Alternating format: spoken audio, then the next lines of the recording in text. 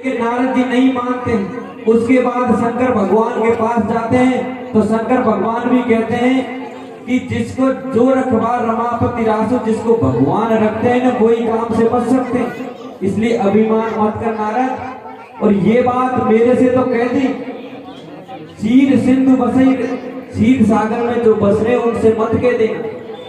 लेकिन नारद को काहे को चक्कर है महाराज, कभी कोई व्यक्ति छोटा सा काम क्या कर दे उसका प्रचार ज्यादा करता है, मैंने ये कर दिया, मैंने ये कर दिया। तो नारद जी सीधे चले, शंकर भगवान की बात नहीं मानी। शंकर भगवान ने अपने 2 गण नारद जी के पीछे लगा दी कि इसकी खबर लेना कि इसके साथ क्या क्या होता है। जैसे ही नारद जी गए क्षीर सागर पर और विष्णु भगवान सैया पे लौटे थे, लक्ष्मी जी पैर दबा रही थी। पहले जाते थे तो नारायण नारायण करते थे, प्रणाम करते। और इस बार गए जब तो न तो कोई प्रणाम ने नमस्कार, खाली कहते हैं हे विष्णु मैंने काम को जीत लिया, तूने काम को नहीं जीता। विष्णु भगवान कहते भाई काम को जीत लिया अच्छी बात है, लेकिन अब थोड़ा धीरज तो रखो कि नहीं, सिंहासन पे बैठने का मेरा अधिकार है, तेरा नहीं। विष्णु भगवान को भी सिंहासन से उतार दिया, नारद जी बैठ गए। और इधर लक्ष्मी जी गुस्सा आई, लेकिन विष्णु भगवान ने शांत कर दिया, लक्ष्मी जी शांत। अभी देखते नारद का क्या हाल होगा। लक्ष्मी शांत हुई, नारद जी कहते हैं ये घड़ी रुकते हैं, उनको शराप लगा था। एक घड़ी के बाद खड़ा होकर चल देते हैं, विष्णु भगवान सैया पर लेटे होते हैं। तो कहते हैं नारद जी की पढ़ाई और कर देते हैं विष्णु भगवान। कहते हैं नारद जी आपके जैसा काम को जीतने वाला व्यक्ति तो संसार में कोई नहीं है, इसलिए नारद जी हम देवताओं से बड़े आप हो। और हकीकत में बात यह है कि संत बड़े ही होते हैं। विष्णु भगवान तो संत की दृष्टि से कह रहे हैं कि आप बड़े हो कहते हैं। और विष्णु भगवान उनको कहते हैं जब कोई छोटे बच्चे को फोड़ा फुंसी हो जाए तो उसकी चिकित्सा करना जरूरी होती है। बच्चा खूब रोएगा लेकिन फिर भी हम उसके चीरे लगवाएंगे, पट्टी बंधवाएंगे। इसी तरह कहते हैं नारद जी को फूड़ा हो गया था, काम रूपी अहंकार रूपी फुंसी हो गई।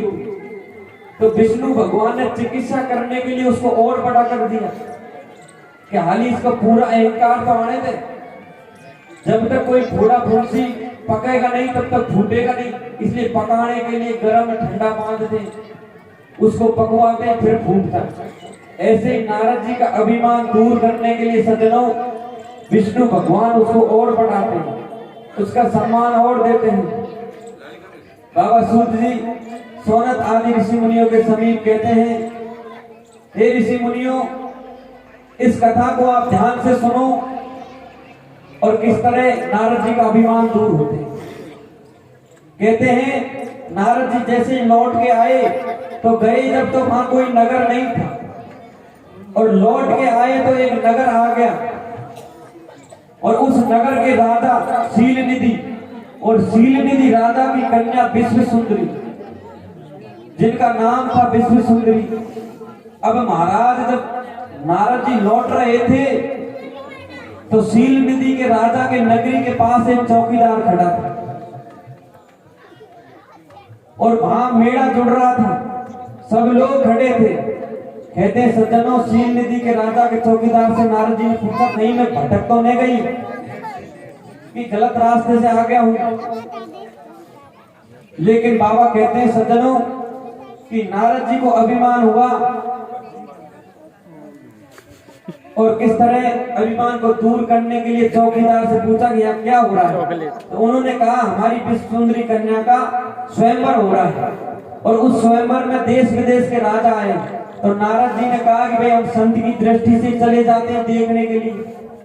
जैसे ही उस नगरी में प्रवेश किया तो सज्जनों वो नगरी काम रूपी नगरी थी, माया की नगरी थी। इसलिए माया की नगरी में घुसते ही नारद जी की बुद्धि सुलट गई।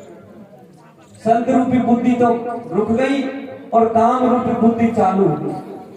जैसे ही शील निधि राजा ने नारद जी को देखा, शील निधि राजा सिंहासन से खड़े हुए नारद जी को बिठाया, नारद जी का सम्मान किया। इधर सज्जन अपनी पुत्री को शील निधि राजा बुलवाते हैं और नारद जी के चरण छुआते हैं और नारद जी से कहते हैं हे गुरुदेव ये स्वामी मेरी ये कन्या के भाग्य में क्या लिखा जरा देख तो लो।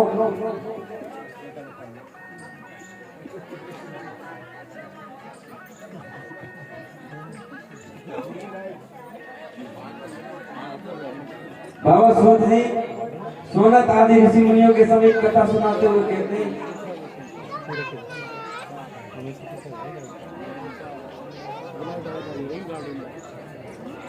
हे संतों इस कथा को ध्यान से सुने, डिस्टर्ब ना हो गए, प्रेम से सुने सब लोग।